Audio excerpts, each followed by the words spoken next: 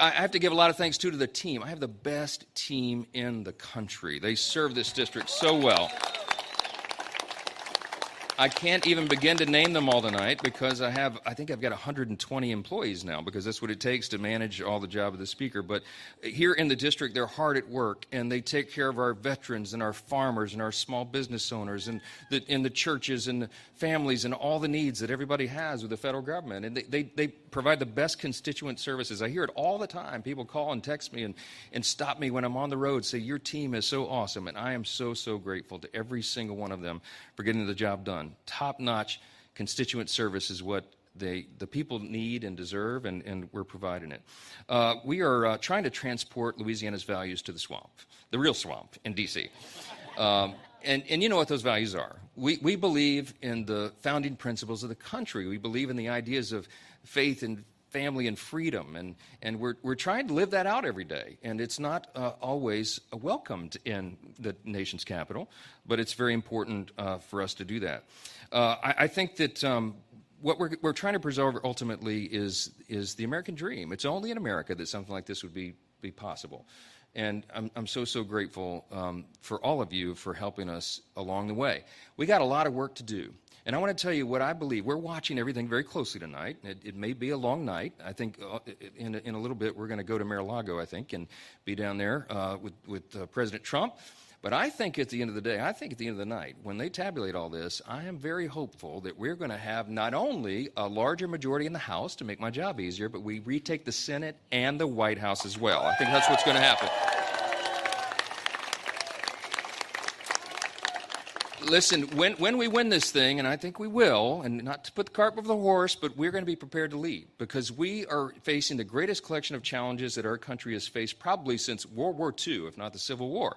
We're on the verge of World War III. You have our adversaries that have seen weakness projected on the world stage. Russia, China, Iran, North Korea are actually coordinating together right now. These are very serious times, and we have to take it seriously. And you need serious leaders, and you need a new direction. Now, everywhere I've been around the country, and I told you how many cities and places and events I've done, everybody's fed up and fired up. They're fed up about the cost of living and the rising crime rates and the wide open border and the weakness on the world stage. But we have the solutions to all that. And when Republicans regain control, which we pray tonight that that's what's going to happen, we're going to have the most aggressive first 100 days agenda that anybody's seen in a modern era. And we got to fix everything. I want to tell you, I was with President Trump backstage. I said this on Fox and Friends this morning. I hope y'all weren't up that early, but we did a little thing in a cafe in Pennsylvania, and I told him a story very quickly. I was backstage at the Washington Hilton about 7 or 8 weeks ago with President Trump, and he was crisscrossing the country, and I was doing the same. We're going to different swing states, covering all the bases.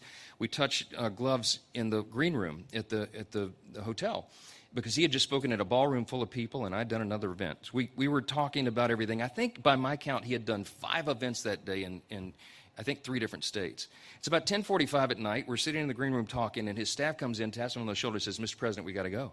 Your pilots are going to time out on Trump Force One," which means he'd have to stay grounded. Can't stay grounded. So he stands up, and he buttons his coat, and he's about to walk out of the room. And I said, "Mr. President, I just want to say, your stamina is so inspiring to me and to all of us. Mr. President, you didn't have to do this. You had a great life, right? Why would you even subject yourself to this again? You know, I mean, they've been attacking you since you came down the golden escalator. They have engaged in lawfare. They've just tried to destroy your reputation and your family. They've brought you to court, and they've even taken actual shots at you, sir. And I just want to say it inspires me." And he unbuttoned his coat, got real serious, sat back down on the edge of the chair, and leaned in on his knees, and he said, "Mike," I'm not going to do it in his voice. He said, "Mike, we got to leave it all on the field." He said, "Because what if we lost? We'd never be able to forgive ourselves. What if we could have done one more event, one more rally, shaken one more hand?" He said, "I told my staff to book out every hour of every day between now and the election because we got to leave it all on the field." I said, "Mr. President, you're right." He buttoned his coat up and left. The next morning, I had all the House Republicans together. We do a weekly breakfast together. And I told him that story. And I said, if our nominee for president can give that level of commitment, if he can leave it all on the field, then every single one of us has to do the same. And that's what our colleagues have been doing around the country. That's exactly right.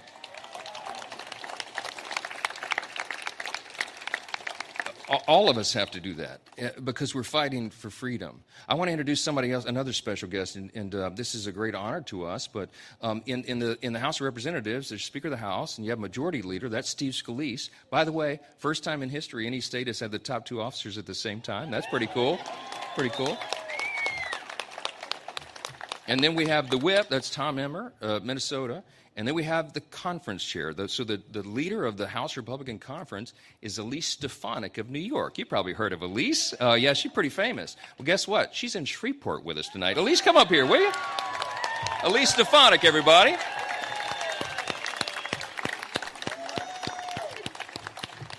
She is here celebrating with us, and she's a very important person. You might have seen her little video where she took down the Ivy League presidents on their anti-Semitism. Oh, yeah. Yeah, it's only been seen by 2.2 billion people. It's the most watched congressional hearing of all time. So you might want to get her autograph before she leaves tonight. But we're grateful to have you, and y'all show her a little Louisiana hospitality tonight. I know you will.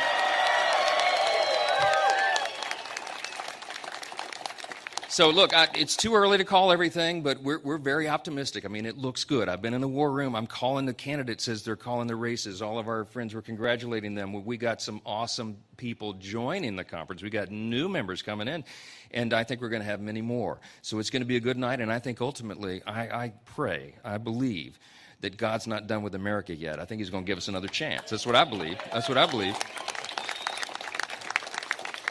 Listen, at the end of the day, Ronald Reagan used to remind us of a number of things, and he said freedom is not inherited in the bloodstream. It's got to be fought for and protected. It's got to be taught and passed along to the next generation so that our children and our grandchildren can have the same liberty and opportunity and security that we have known. I just want to say from the bottom of my heart, we are so, so grateful to all of you. We couldn't imagine to do anything like this without your help.